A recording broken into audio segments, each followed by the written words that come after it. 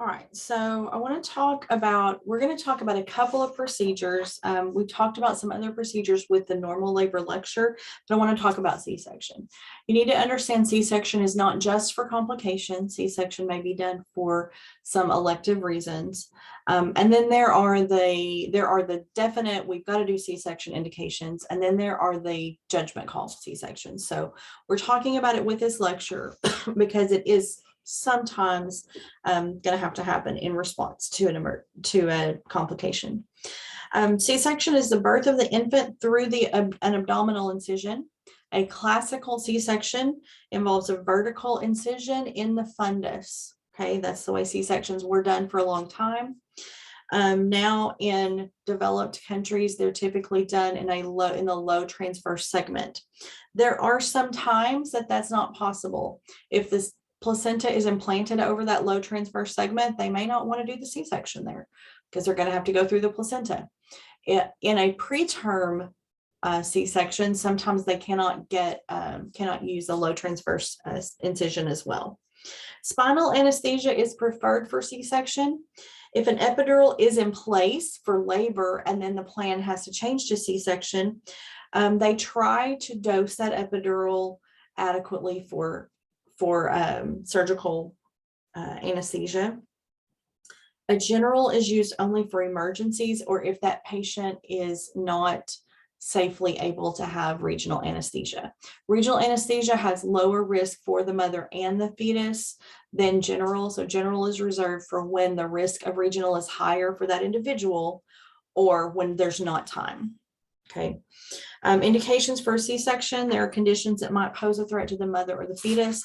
Placenta previa, because if the placenta delivers prior to the fetus, both the mother and the fetus can bleed out. Placental abruption, also for hemorrhage and hypoxia reasons. Obstruction of labor, if the fetus cannot fit through the mother's tissues. Malpresentation, the fetus is in a position that won't fit. An active herpes infection, if the mother has an active herpes infection at the time of delivery, there's a chance of the fetus developing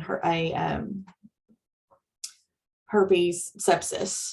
Okay, so they may not just have lesions on the skin, which is painful and chronic and something we don't want, but they can also develop sepsis and encephalitis.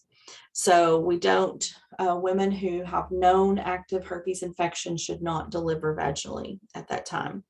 Failure to progress is when they've been in labor a long time and they're not progressing, so they go to a C-section.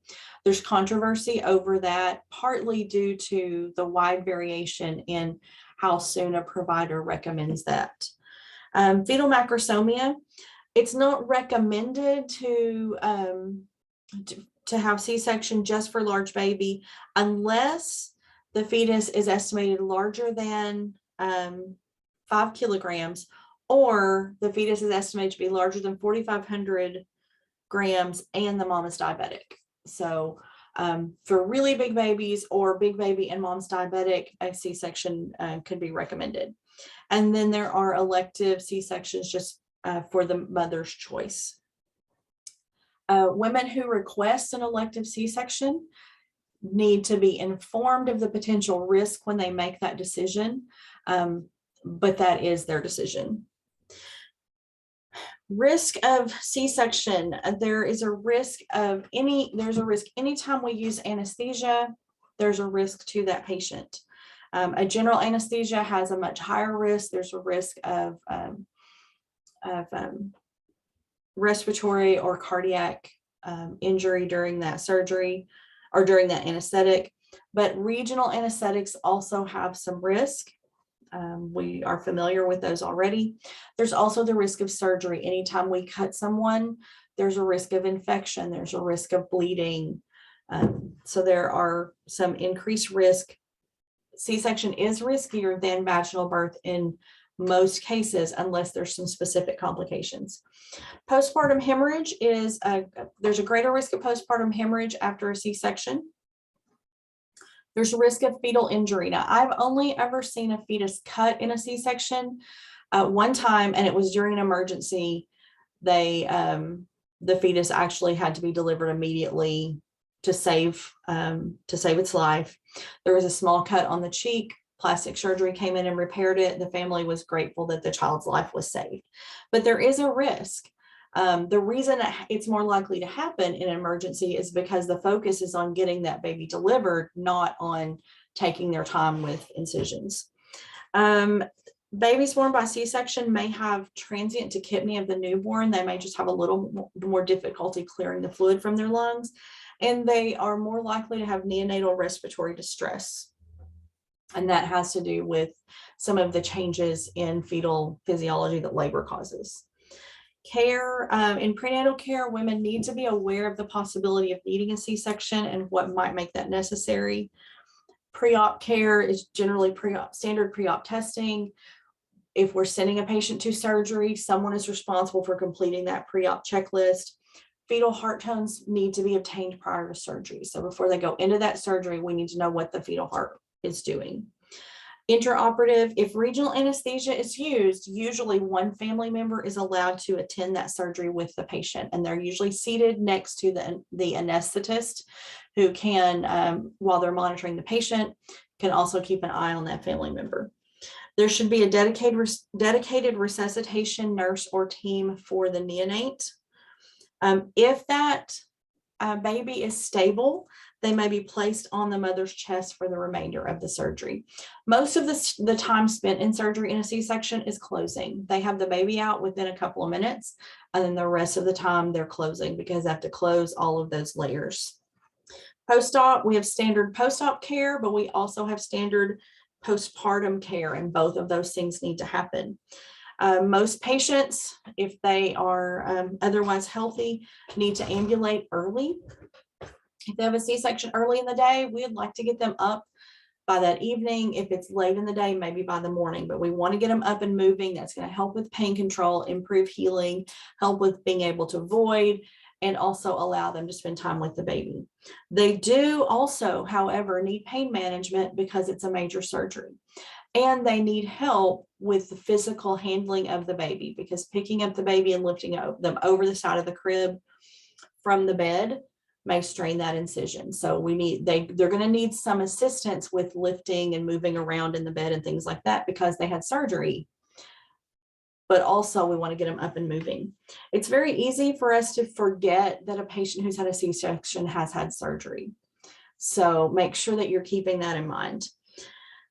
Typically the stay for surgery for C-section is about 72 hours. One other thing we need to consider is that some patients really are happy to have a C-section. Some might even prefer it, but some patients are very invested in having a vaginal birth, or even having that go a certain way. And if that birth doesn't go the way they wanted it to or the way they planned it to, they're going to have some grieving, and we need to acknowledge that and accept that and give them the space to grieve and talk about their feelings. Sometimes if a C-section is an emergency, there's also some trauma about that fear of what's going to happen. So we need to allow them to process their feelings about that. The last thing I want to talk about with C-section is forced cesarean, and this makes the news every once in a while. There's a case in which a patient is told you must have a C-section. The patient refuses the C-section, and then what happens? So this happens when there is believed to be a conflict between the maternal preferences and the fetal health.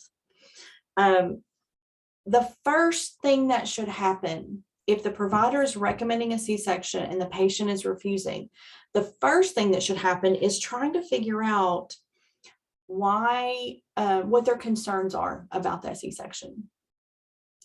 And then trying to negotiate some safe care with them. If the patient is still refusing the C-section, some providers will go and request a court order. Those court orders have been at times granted, requiring or allowing the provider to perform a C-section against the will of the patient. That's very, very ethically murky, because in every other situation, patients have the right to make decisions for their own bodies.